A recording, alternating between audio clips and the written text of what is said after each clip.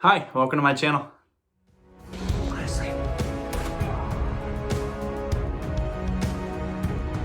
Hey, Uncle Kenny! Football! Hey, yeah! If you're new here, my name is Cedric. I'm an actor, a filmmaker, a screenwriter, and a YouTube reactor. And I'm guessing a lot of you are new here because I'm reacting to a new artist. This is very exciting. This is Dreamcatcher, and it's been recommended a lot, and I just want to say a quick shout out to Kristen Santamaria. Thank you so much for your patience. You've been recommending this for a long time, and I'm doing it. And thank you for your patience on that. I'm sure it's going to be great. So this is for you. Before we jump into that, though, I want to just really quickly say a few things that are going on for me. Videos are going to be a little bit inconsistent. I'm currently prepping to start rehearsals to play Bobby Kennedy, the 1968 presidential candidate here in the United States. Playing Bobby Kennedy in a one-man play, which is very exciting, a little bit terrifying, very exciting. So I've been reading a lot of books and watching a lot of documentaries and listening to a lot of speeches. And I start rehearsals on the 20th of March, and the play opens on April 7th in Hannibal, Missouri. So if anybody's near Missouri, you can check it out at the Bluff City Theater. You can find more information on their website. Tickets are free, so you can go check it out. It's going to be really, really great. I'm very, very excited for it. So if anybody's near Missouri and wants to see me in a play, have at it. That's why I'm growing the hair out. So... Also, if you live in the United States, my first feature film, which we shot in 2018, and coronavirus has hurt the film industry a lot, and so it made it, challenging to distribute it. But it is now available. It's been available to rent or purchase in the United States on Amazon Prime, on Vudu, but it's now available to watch for free with ads, but for free on Tubi. So you can check it out. Kadia, The World Within. It stars two-time Emmy and Golden Globe nominee Corbin Burnson from Major League and Psych and a number of other things. He's a great, great guy and a great actor. It also stars James Phelps, who played Fred Weasley in the Harry Potter films, and a number of other terrific actors like John Wells, Nikki Buggs, Rick Montgomery Jr., Keegan Sells, Carly Sells, Tanner Sells. There's all sorts of terrific actors in it, and people that I deeply appreciate going on this adventure with me and creating this world. So you can check that out for free. It's very exciting. And I've got a number of films that I'm acting in and that we're working to get made for me as a director. So again, videos are going to come when they can. And before we start the video, I want to say a quick shout out to my patrons on Patreon. Thank you for your support in all of those endeavors, in the auditions and in the screenwriting and in the directing pitches and XYZ. Thank you for your support. It means so much to me. It really does. I can't say it enough. Thank you. The last thing before we jump into the music video that I want to say is, if you're new here, I want to apologize. This is not just going to be a reaction, it's an analysis. So I'm not just going to watch it and be like, oh, that was neat. I'm going to pause and I'm going to talk. And if that's not quite your speed, if that's not your jive, I get that. I understand it. This probably isn't the video for you. I hope you'll continue watching. I am going to pause it. I'm going to talk about camera angles and color usage and costumes and editing and acting choices and a number of things. So that's what this is. So I hope you like it. All right, on with the video. Nice, starting on a Dutch angle. Love that.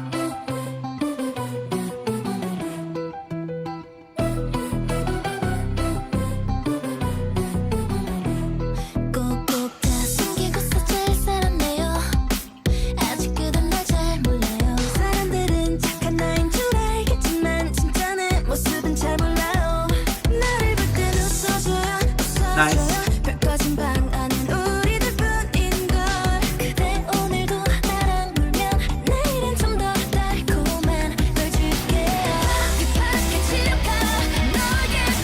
Oh, nice.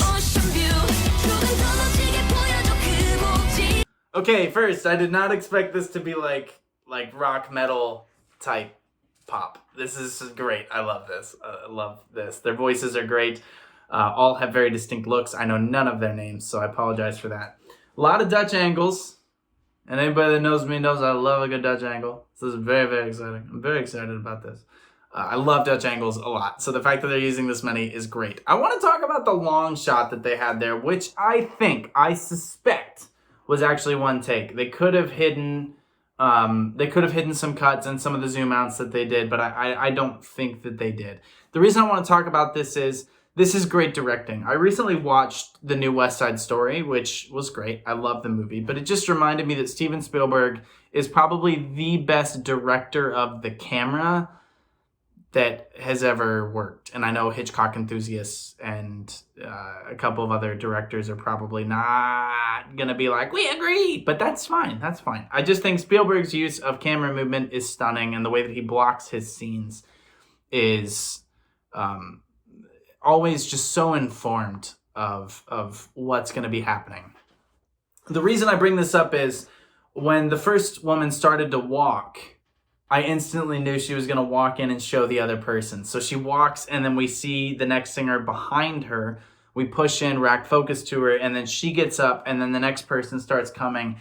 And the camera's always moving with who's there. It's always being led to the next moment. And that is great, great camera work. It's so pleasing to the eye, and it flows so well that sometimes you don't even realize that we're on to the next person. But it's just a sign that thought has been put into how this is going to work, that there's an intentionality behind it. And because a lot of that's wide and then getting close and then getting wide, we then cut to a wide shot that's upside down. What a great transition into this. It's saying, hey, we're about to flip this upside down. And if this is your first Dreamcatcher song, you better hold on. Of course, I paused on her holding on, literally. But that's what it was. I was like, oh yeah, this is pop. This sounds cool. And then all of a sudden it went like metal. And it was great. It was totally unexpected. So again, I think with a genre like this, you're expecting that each new song is going to bring in new listeners and new viewers. And what a great way to kind of just drop us in and make us go with it. I think this is great so far. They all have really great, clear voices, really, really nice timbres, really, really nice ranges. The performances have been good. The flipping, the hourglass, everything like that. There's a really nice intensity to all of their performances. There's a nice intensity in their eyes, and all film acting comes from the eyes. So I'm really, really liking this.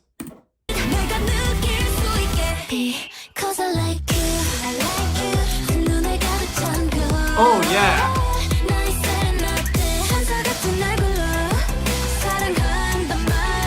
Oh cool!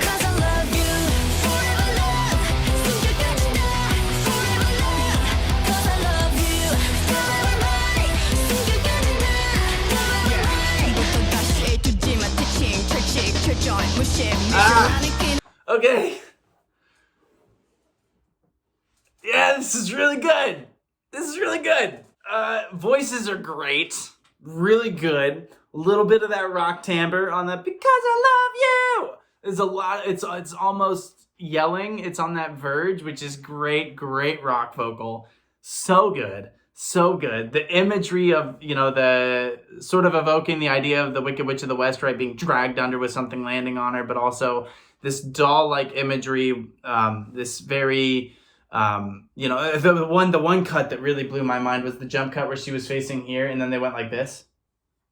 Right? Stuff like that. I think it's so good. I think it's so good. There's horror film imagery that's being used in this, but the song is upbeat, but the song is also metal, but it's also pop. And we've got like flowers and nice dresses and then like dirt and grime and this like aggression. And I think it's such a nice combination of ingredients that's giving such an interesting flavor to the overall piece. I think it's really good. The one descending shot where they've got it on a really wide angle, probably a 14mm lens, so that everything's a little bit distorted around the edges, and then we're punching into a close-up a few shots later where it looks totally normal. We're constantly being put on the edge of what is real, of what's being told, of what is true, of this imagery. There's a ton of different colors being used, of blues and pinks and black and white, and it's really good. Okay, let's go on.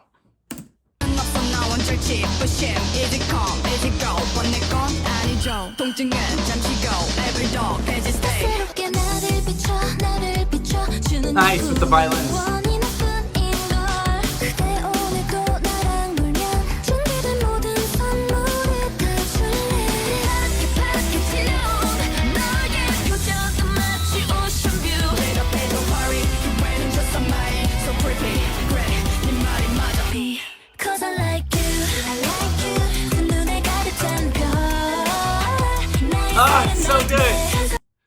1, 2, 3, 4, 5, 6, 7. Okay, I'm a big BTS fan. They were my introduction to K-pop.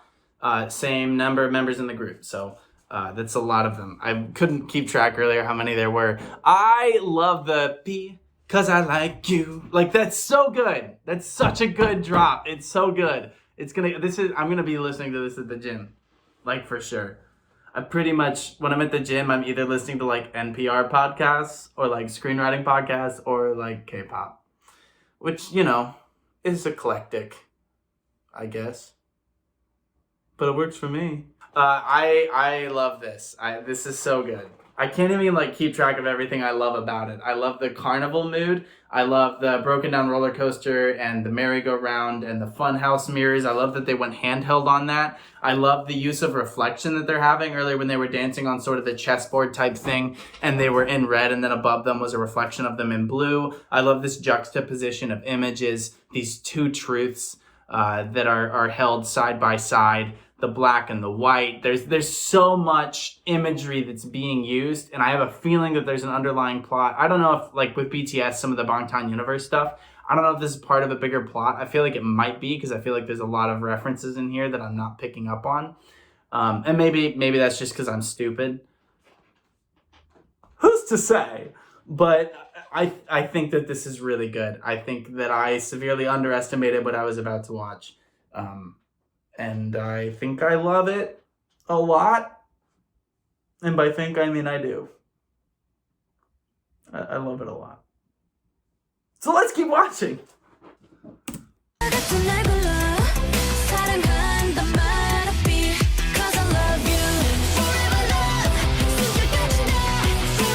Nice, nice.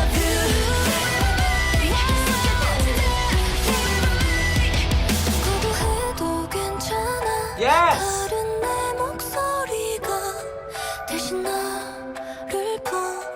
Cool.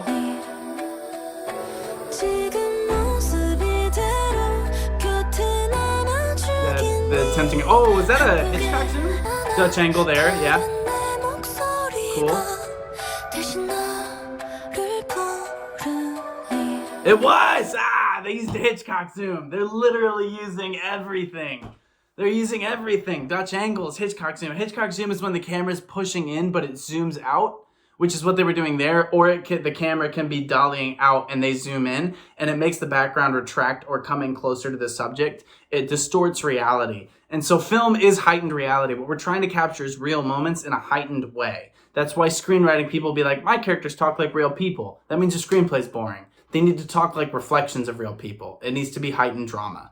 And so this is really good because they're playing in this world of fantasies with shattered mirrors and poisoned apples and shrouded figures hanging out at a broken down carnival. They're playing in this fantasy world. And it's working so well. This almost feels like something Guillermo del Toro could have directed. This is exceptional in its use of blocking, of editing, jump cuts, cutting from having reflections appear in mirrors and disappearing people when they jump cut things. It just puts you on edge, and I love it. I love it. I love the use of colors, these hypersaturated reds and blues, and then black and white. It's giving off this idea of temptation, of broken childhoods, of dreams that are being discarded for love, for passion, that they're willing to sacrifice so much, that this love is a fantasy. That's just a little bit of what I'm reading into it, and I could be missing things. I'm sure I've added notes so far in the reaction as I've edited and discovered more, but just watching it, I'm really blown away by their performances, which I want to talk about the choreography. The choreography is seemingly soft, seemingly the kind of classic, like, head bop, whip, push away, right? But they're doing that, but it's a little bit more aggressive than it should be. And so instead of doing like right? If that was the move, where you might see a K-pop group or, whatever, go like, they're doing it more like it's a little bit more aggressive on a head tilt instead of being like, it's more like There's an anger to it. There's a real passion driving force behind it. And part of that's the choreography selling it really well. Part of it is them selling it really well. There's a temptation. There's a come and get me. But there's also an edge to it, a danger to it that is really, really great to see. So, and the camera's selling it really well, the costume, everything. It's very cohesive. I love this. I love this. I love this. I love it. And I don't know if I mentioned this, but I love it.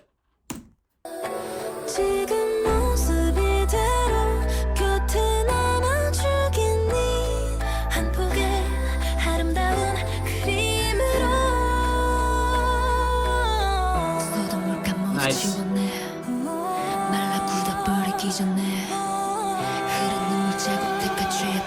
Right.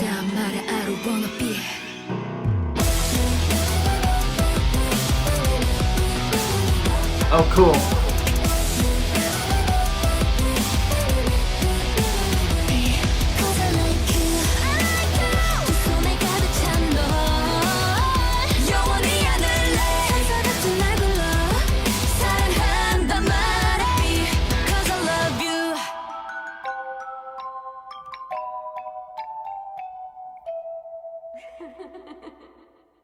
Ugh, creepy.